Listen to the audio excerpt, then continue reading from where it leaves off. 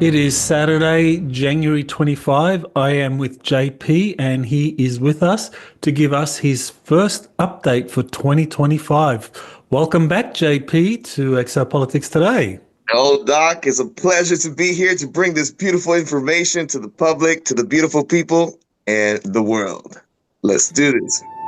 You're listening to Exopolitics Today with Dr. Michael Salla, your source for the uncensored truth regarding the human, extraterrestrial, global, and political agenda.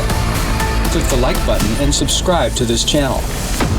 And now, here's Dr. Michael Salla. Let's do it. Okay. Now, you contacted me some time ago about a update concerning being sent to some area where there were a lot of soldiers.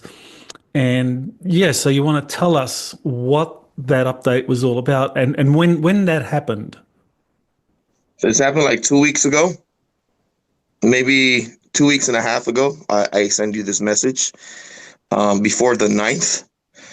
And I was traveling towards the base, and I got a text message to meet up in a certain location, similar to the location where I brung you, but it's farther away from the base, but it's the same location.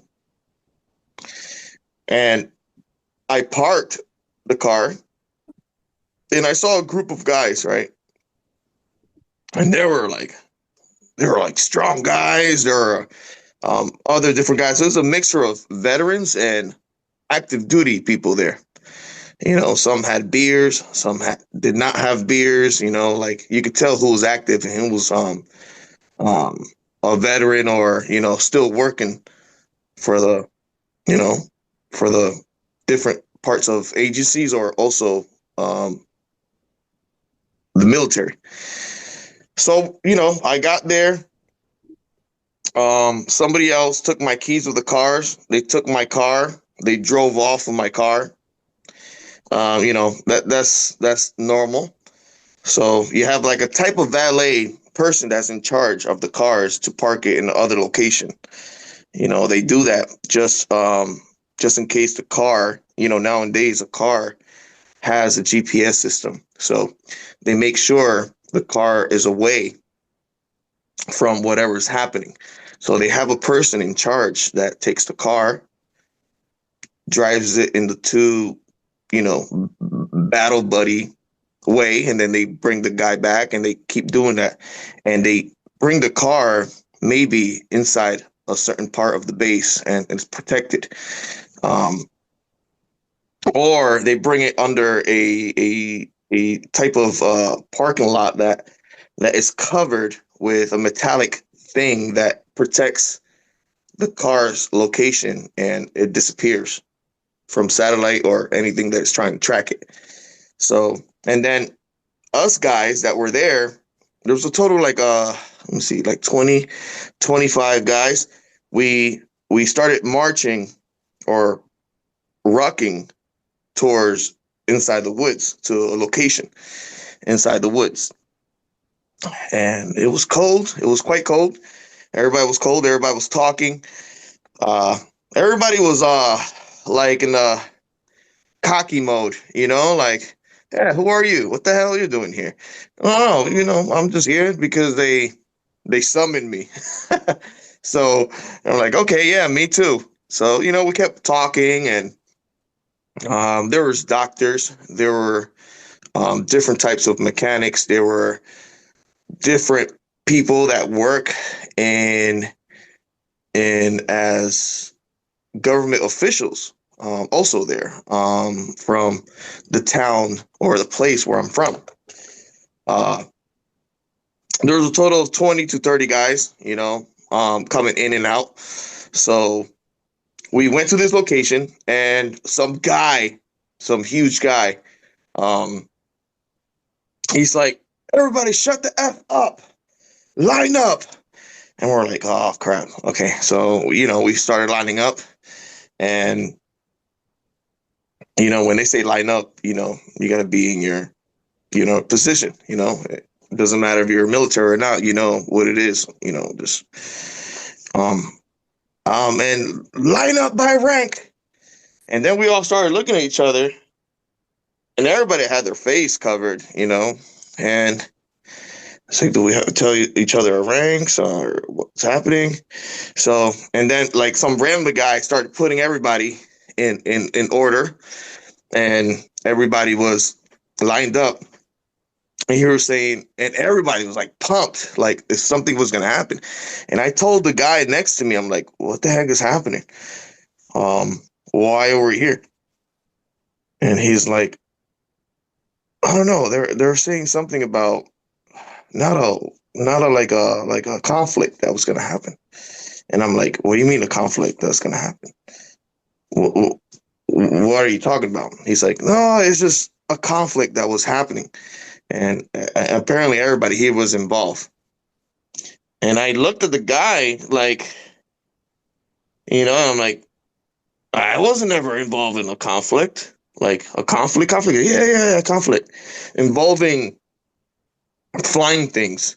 I'm like, wait, when you talking about flying things, are you talking about like UFOs or something like that? He says, yeah, don't worry about it. Don't worry about it. And then the other guy that was giving the speech, you know, he was, you know, talking still. And he was like, hey, is there something that you effing want to share to the freaking group? You guys are talking. Shut the F up. I'm trying to give this information out. So we're like, yeah. I raised my hand. I'm like, I don't know what conflict. When I say conflict, the other guy hit me with the elbow like this, like really hard, took out the wind of my freaking ribs. He's like, shut the F up, man. I'm like, all right. So I was quiet, and I'm like, I don't know why I'm here. I don't remember no conflict. So while he was talking, behind us, there was a big like field that a helicopter can land. And the guy says, okay, I want you guys to keep looking forward and keep listening to me. So we all kept listening to me. So he was talking about something that happened in South America and something that happened in Africa about a conflict that they had with some other beings. And I'm like, I don't remember none of this, you know? So we heard a big zooming, like a zooming sound coming from behind us. And then we all looked back, and from the tree line, we see these lights. And it was it looked like a black, it looked like a TR-3B, but it looked like it smoothed out like a saucer. And it went to the wood lines. You could see it, and then it started landing.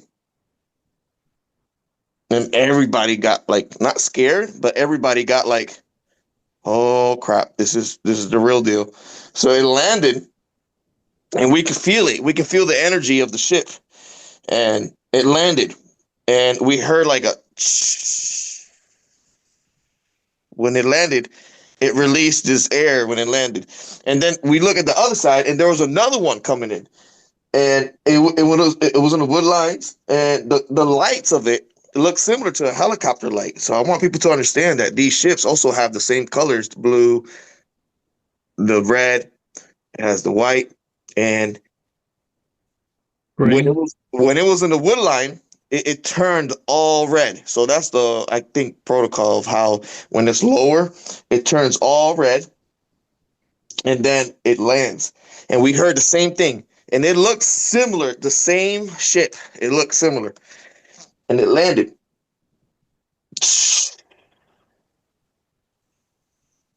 And everybody looked at each other like, man, like everybody started getting like not stressed, but like in the mission mode. And I'm like, man, you think we're going out now? And everybody started like talking like, oh man, I don't want to do this now. You know, like, oh crap. And the other guy was like, shut the F up, turn around and look at those ships. So apparently, they were trying to find out who went on these missions that had these conflicts. I don't remember being on a mission, but they told everybody to turn around and look at the ships. So we all turn around, we all look at the ship, we get close to the ship, and I'm like with the guy next door to me. I was trying to find out and hear a voice that I was familiar with, and I heard a type of voice that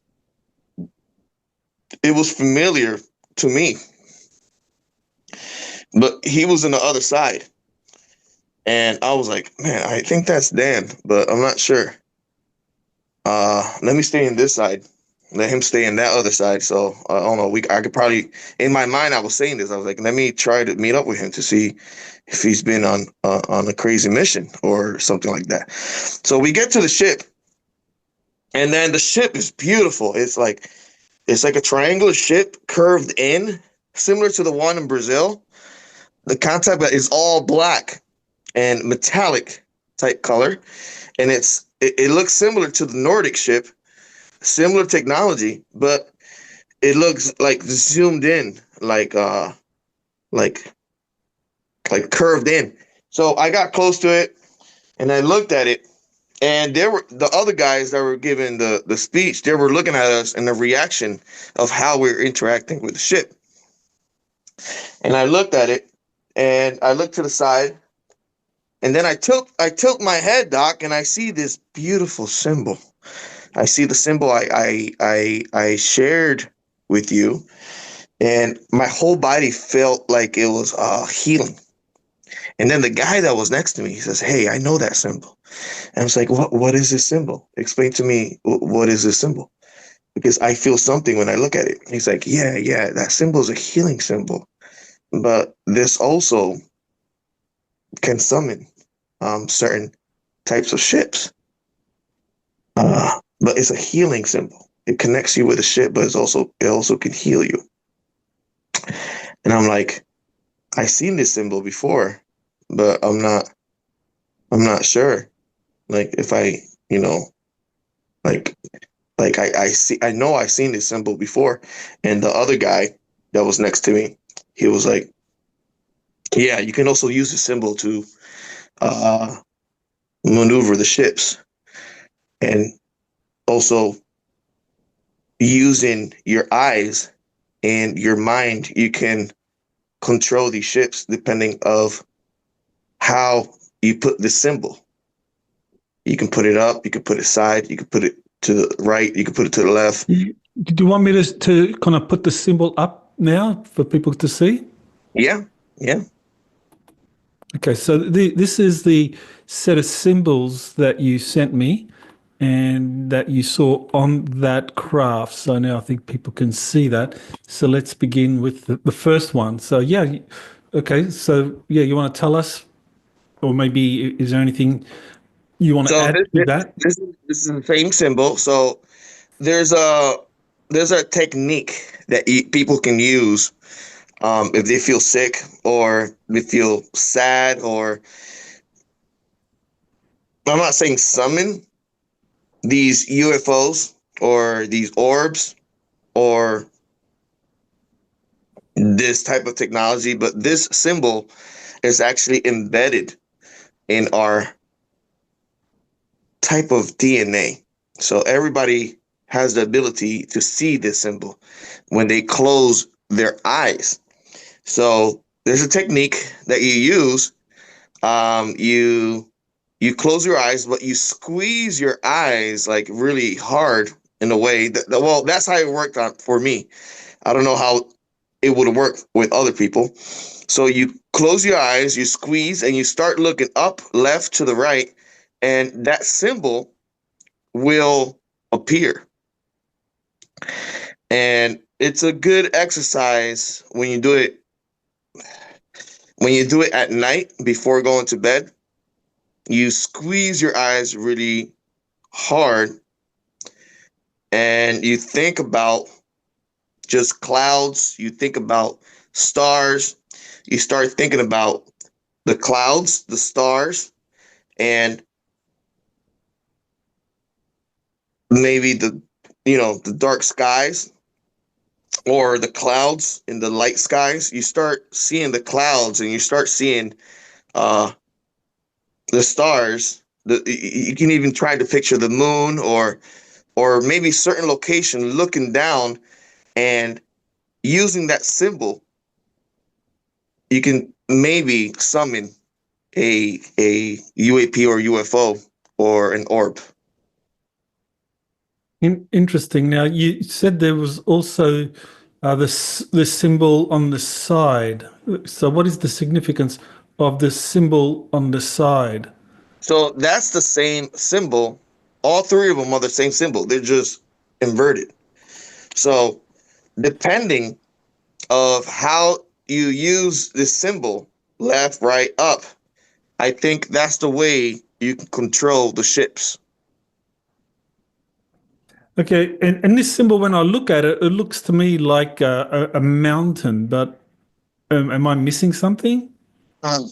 Well, I don't really know what the symbol means. I just know it brings healing and it can also control certain types of ships. You know, another way of looking at it is that it could be like a flying saucer craft discharging huge amounts of energy in four directions. That's one way. Yeah, that's one way to look at it. It really looks like that. Okay. So you saw this on the side of that ship, or there were two ships that landed near that group of 25 soldiers who I were did being. not. I did not get to go to the other ship. I stayed with one ship. I see. After we started seeing the ships, they told us to try to move it.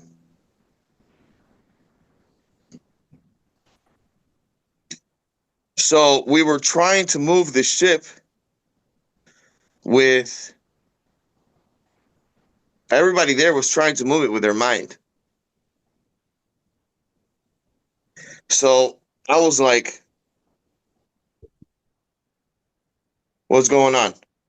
So they put everybody in line again. These ships at the same time went up, went over the wood line, and just took off up to like space, towards the stars. And everybody was like, wow. And then there was two guys that they separated and they took them out. So apparently these two guys got a control of these ships. And then 10 minutes later, two other ships were coming in, similar, same thing, came down, and they landed. So little by little, these guys that were there lined up, they were summoning ships, and they were leaving. They were leaving. So apparently, there's people that have a connection with ships, and they have their ship that they control already, and that they can summon to do missions. And So I'm there were like, 25 of you soldiers assembled there. So you're saying in successive waves of two soldiers would summon a ship would come down, and then the two soldiers would go away. And then the same process would repeat. So how many soldiers were left at the end? like around 10, and I was one of them. I told the guy, hey, I don't have the ability to summon. And then he says, you think you don't have the ability, but you do have the ability. So we were there. It kept coming, the ships, and then the people leaving. The ships, and I'm like, what the heck is going on? But every time we saw these ships, it had that same symbol. It had that same symbol on the ship, like on the part where it parked or it landed, you could see that symbol. And I was like, Man, that symbol is so familiar. The symbol really touched me. And I just want to share with the people because once you see the symbol and you learn how to manipulate the symbol, uh, it can heal you. I think I felt healing, and I felt like a good sensation and a connection to the ships. Now, you mentioned that one of the soldiers told you that the purpose of you 25 soldiers being there, that there was a conflict coming. And of course, what, 15 out of the 25 were able to summon ships and get into those. Well, I don't know if they got into the ships. You said the two went away. Was it? Mhm. Did they go into the ships or they went somewhere else? They just, They went somewhere else towards the same way where we walked in. I see. So I don't know if they went into the ship or what happened with them. Okay. Now, when the ships came down and landed, you don't know, were they unmanned ships or were there people in there? Or For me, extraterrestrials? I felt like the ship was alive. Like the ship itself was a person. Like you can feel the ship when it lands, you can feel it like interacting with you. So I think the ship was looking for the person that was in charge of it, and I guess took off. So I guess the people that left were part of that conflict that I don't know about that happened. But me and the other 9 guys, we stayed, and they said, "Okay, you guys, the guys are here. We want you guys to understand that you guys were part of this, but you guys don't remember what happened. So once you guys start remembering, we want you guys to come back here. Because once one starts remembering, all of you are going to start remembering at once. It's going to happen at once. So everybody's going to remember at once, and you guys are going to come back here and bring these ships towards you because you're going to know how to do it." And I'm not like, man, if I didn't remember the Saturn mission and it came back like that, so there's other missions that I did that I don't remember, Doc, and I know there's a lot of soldiers or people out there like that have been through missions, and then later on in life they start remembering, they start activating certain part of the brain that are triggers, and they start remembering these missions. So I did not remember the mission, but I know that there was a conflict. I don't know how long ago it was, and with who these conflicts was with. But I think it will come out soon. I want to note that in this update that I'm saying that this type of conflict is going to come out soon, and I think the people don't know about this, and I think that's the reason why all these UFOs are flying also around different part of cities. So it was something that happened kind of like by accident. This conflict happened by accident, and it happened somewhere in South Africa and also South America. Can't tell Okay. you the more details about it, but that's that's the information I can talk about, Okay. So because of the security of certain countries.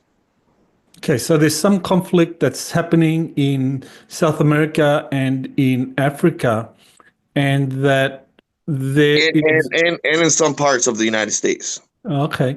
And there's a kind of like a elite group or a small group of soldiers that are trained to be able to summon and operate these advanced craft that seem to be extraterrestrial in origin. So they would use that, they would intervene in the conflict on the side of the US using these advanced craft to combat against kind of, I guess, similar craft that the other side has. Yeah, and I assure you that we are the good ones. Um, because these craft, they when they land, you can feel a Mhm. beautiful sensation, like a connection to it. So it's I think these people that control these craft, they use this to protect us from whatever other people are controlling their craft for negative use. So there's two fashions. There's the negative part and there's the positive part. Like always, the black hats and the white hats. So I think they also have the ability to control certain craft as well. So we just have to be uh we just have to be vigilant when we see these ships, to feel if they're, good or bad. I'm not trying to bring fear porn or nothing like that, but Right. Now, you mentioned that these craft, the ones that landed in that field with the 25 soldiers, that they had an organic consciousness or a plasma consciousness or some kind of advanced consciousness that was in control of the ship. They weren't necessarily manned. They were probably, as you said, looking for the pilots, looking for the crew. yeah, So, yeah, so these seem to be ancient craft that are now available to work with the white hats in the military, and the crew or the pilots of those craft are found and they're recruited into the military or somehow end up joining the military. And so now we're in that position where the craft are finding a lot of their pilots, but a lot of their pilots happen to be in the military, like you, that you were recruited because yeah, you have these abilities. yeah, yeah. The reason why they took me to the Ark because I could activate certain things that other people cannot activate. I see. Okay. All right. Well, anything more you want to say about that particular mission? I mean, how did it end? I mean, you guys were told by the guy giving the address that you will have to remember that you don't remember now what happened in the past, but you will remember. So presumably you might remember being able to pilot one of those ships. Yeah, once I remember, we go back to that same location. We can probably like summon the ship, and from there on, I don't know what's gonna happen. But I know it's not in my location that this was happening. This was happening, nation and worldwide. The summoning of these ships and coming in and connecting with soldiers, uh, and connecting with people that are positive. But I'm sure the negative people are also trying to do the same thing. I'm sure they are. Okay. All right. Well, you sent me a couple of video extracts concerning Jake Barber. This is the new whistleblower that was interviewed by an Australian journalist, Ross Coulthart. And Jake Barber said something very, very relevant to one of the experiences that you had concerning the Space Ark Jewel. So you sent me this clip. It's only 90 seconds. So let me play it now and people can hear exactly what Jake Barber said. So let's play that.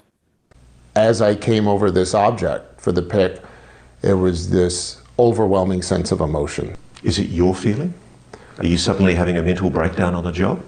No, I felt like something connected with me. I felt like something had tuned in to me and my soul and was providing me some sense of guidance on what to do and how profound what I was doing was. And it was so overwhelming that I began to cry. And then I'm confused as to why I'm crying at the same time. And then do I abort the mission?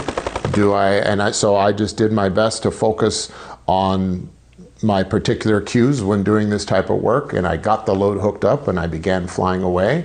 And once it was just me and that object in between the pick and the drop site, there's about 20 miles in between, I felt like something was inside of me. I felt like I was possessed by the most beautiful spirit I'd ever been possessed by. And Was it loving? it was loving. Right. So there's Jake Barber discussing this incident. Now you have a very similar extract you sent me. Is there something you want to say before I play that for you, or for the? Yeah, I really feel what he feels. You know, I even tear up right now just hearing him. You know, because we all that went through these missions, we all felt that. You know, it's it comes back like in the flashback, like you feel it again. You know, when you interact with these beautiful things, you know. It's amazing that other people are feeling the same thing. Well, you actually did an update. And this was about a year and a half ago, or 2 years ago, and so this is what you said in that update about some kind of the crystal jewel that was put a into a box. So let me play that clip now for people so they can hear what you said a year and a half or two years ago. So we took it, we put it on this metal capsule. I felt like a sense of crying when you handle these, like happiness and crying. You feel like a vibration, like sadness of what the world was feeling. So when you touch this thing, you feel like crying. Even talking about it now, you feel like crying.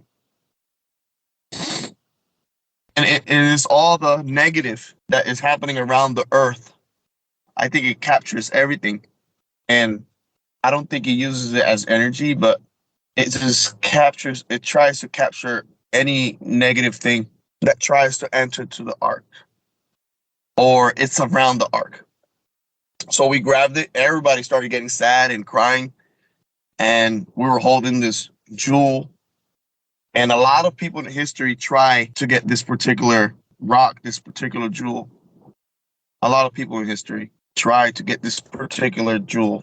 And that's what the military around the world is trying to protect, this type of jewel. So I think the higher ups, they decided to bring it up because a lot of people from different nations, not just states, are trying to go down and try to get this type of jewel out of the.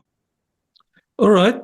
So anything you want to say or add to that experience? I remember you said also it wasn't just feelings of sadness, it was also feelings of joy and happiness.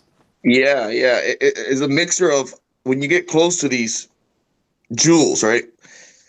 You feel a sensation of happiness, sadness. It's a feeling that it connects with you to, like, for it to, like, protect it. Like, all you want to do is protect this beautiful jewel or this beautiful technology. All you want to do is, you can even give your life to it, you know, and it not controls you, but it shows you what it's been through, you know. So it's a feeling that you see the past of it, of where it's been, or the future of where it's gonna be, and all you want to do is just cry, laugh, and feel the sadness, feel the happiness of it, all of it that it went through. So it probably carries a consciousness of past civilizations from other worlds and all that, and brings it into one. So it's been around for hundreds or maybe millions. I don't know if I can say millions, but a lot of years of feelings of probably different worlds, Doc. And I remember sending it to this metal capsule, and we brung it up, and they took it, and I remember it was a helicopter that was taking these objects that we were bringing up, and then that same they bring it back for us to put it back into the ship, because they realize that the arcs can't function without these crystals. So I think they took it away to do research on them, to study them, and they found something that was really interesting with these crystals that I think, as we know now, the Stargate project, I think they figure out something that it's going to help humanity with these crystals, how these crystals work. Now, I know you mentioned, and Elena Danan also mentioned, that the crystals are an excellent container for the organic consciousness or the plasma consciousness that animates and controls the space arcs and also other vessels created by these very advanced extraterrestrials. And you put that crystal hosting the consciousness of the space arc into a capsule, a metallic capsule, and it was then taken up, and of course all of you guys that were doing that were feeling emotion. Even the Nordic extraterrestrials were feeling emotions when they were part of the return mission you mentioned in a subsequent update, and that. Okay, and so it's taken up to a helicopter and taken away. Now this happened like a year and a half ago, 2 years ago in your case. Now, I don't know when Jacob, when his incident happened, he didn't. I didn't catch a time for that. Maybe it happened before, but nevertheless, it shows that the military has been transporting these capsules holding something that makes soldiers react in the way that Jake Barber and you reacted, which was identical. I mean, that's kind of like, so that suggests that what Jake Barber had retrieved, and that was in that container, was also a crystal jewel holding the consciousness, if not of a space arc, but of a craft that is very ancient, built by extraterrestrials. I'm sure it was. I'm sure it was, because you could feel it from a distance as well, depending how close you are from the crystal. So there's different waves of feelings once you approach these crystals. So the farther you are, but close, you could feel like the sadness, and you feel like taking care of it. But once you get close to the crystal, you also feel a happiness that you're part of something that it's part of history of the universe. So you're like, oh, it's a mixture of feelings, Doc. It's an amazing thing, and I'm sure these ships that the Nordics were training the pilots with, right? They have probably like a micro type of this technology that connects with the pilots and Nordics in order to train them how to fly these ships as well. And it's wow. It was when I heard Jake talk about that, I'm like, yes, this is amazing confirmation, This is amazing that this information is coming out. I thought other people would never talk about this, but when you have a helicopter pilot talking about it, I'm like, yeah, this is what I'm talking about. And we have been talking about that, Doc, that military people are going to talk about this exact information. So this is amazing that this is happening, and I think it's also very relevant to the first part of this update where you talked about the 25 veterans and active service guys at the base, and you had these pairs of craft approaching, triangular, kind of like sphere-shaped craft, and that you mentioned that they had an organic consciousness, and these craft were paired with a soldier, and so it makes me question whether or not somehow they the military have learned how to take out the crystal jewel, hosting the organic consciousness of these craft, and somehow use that to be able to find the pilots, Mm-hmm. and then they do the matchup, and then of course, from the perspective of the military, you've got, maybe they at some point were found, or they were directed, or maybe the Nordics played a role, and you've mentioned how the Nordics are working with the Earth Alliance in the Yeah, US. I'm sure the Nordic had a role with this, and also the confirmation of the egg shaped ship.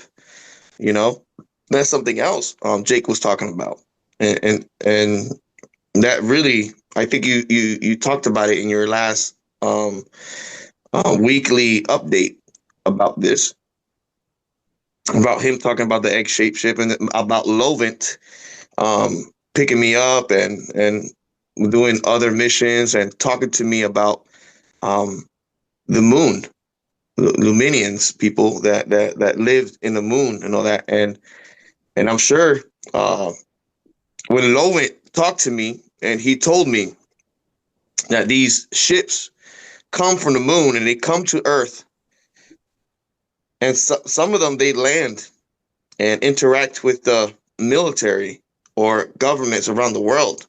Some of them even go to Antarctica, the deserts of Australia, the deserts of Africa, and they just land, and they're scientists. Like I said before, they're people like us that like to investigate.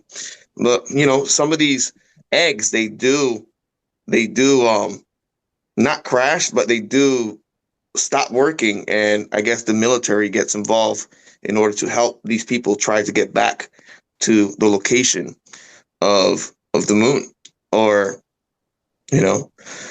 or wherever they're from. But some of these so-called egg-shaped vimanas, or whatever you want to call them, there's still a lot of them buried around the world. There's still these ships all over the place, and they're So this is the egg-shaped ship that you described going on to Leuven, and that was back, I think, 2017 or 2016, that yeah. craft landed near you, and you went inside it, and Leuven told you he was from the moon. He was born and raised there, and Mhm. you did some things with him. This is all before you joined the military. I mean, you signed up in 2019 and began in 2020. So I okay, want to tell people that those legs, when the egg ship is landing, it grows out from it and it lands. So if it doesn't land the right way, the ship has like a protecting mechanism that it locks. It locks and protects the entity or whoever is inside the ship. And nothing can penetrate this egg. Nothing can penetrate this egg. okay, And it's a protective mechanism until the entity or being inside of there fixes whatever it needs to fix, and then the eggs just, instead of being inside, it turns up, and then it just flies up and disappears. okay. So here's the News Nation clip showing the helicopter's rope extending out 150 feet, picking up one of these egg-shaped ships that Jake Barber described.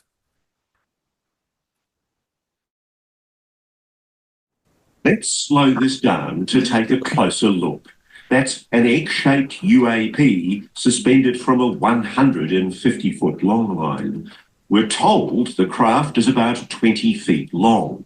The egg suspended in a cradle. And look how careful the pilot is as they bring their precious cargo into land. Let's frame here to look at one of the clearest images of a UAP ever taken. This is no blurry light in a distant sky. the source of the footage putting themselves at incredible risk to record this UAP retrieval. Look. Okay, so there you have it. Jake Barber describing his experience with one of these egg-shaped ships, and I don't remember when he said that happened, but your experience with Lorvent, we know we recorded that. You told me about that, and it's been published in book 1 of U.S. Army Insider Missions. Yeah, right there we talk about more information, all that on these missions that we went. I also think Shien was with us too. That's right. Yeah, he was the first guy that was working with you on these covert programs that Nordics and the U.S. military and the Chinese military, or the Earth Alliance militaries, were coordinating.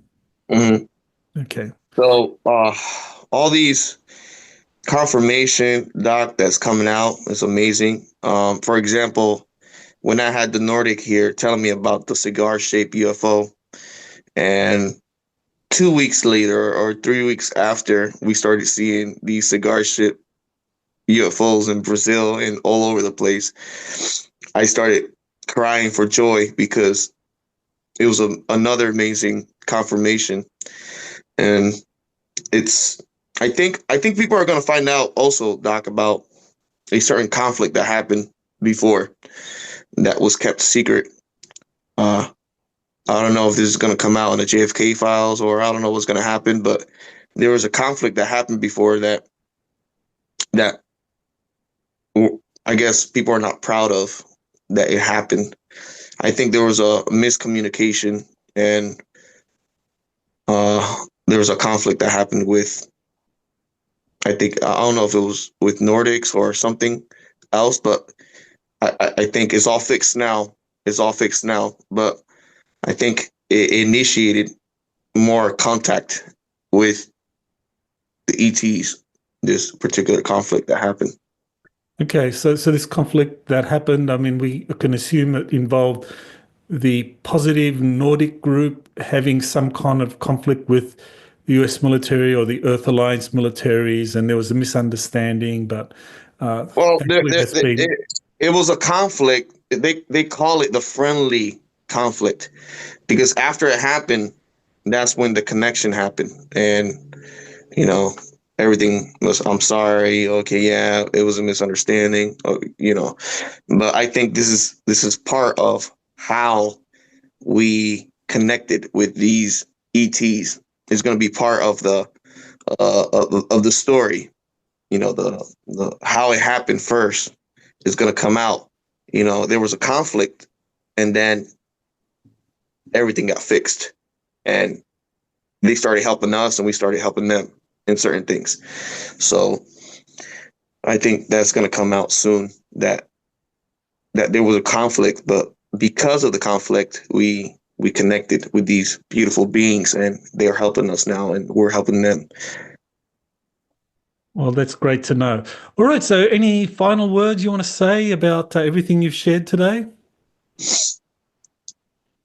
I believe that people are ready to know the truth about extraterrestrials, ETs. I think they're ready to hear the truth of what is the moon. I think people are ready to tell the truth about the people that are working in our solar system. And I believe people are ready to fix their spiritual life and protect your body with different things that you ingest. Mm-hmm.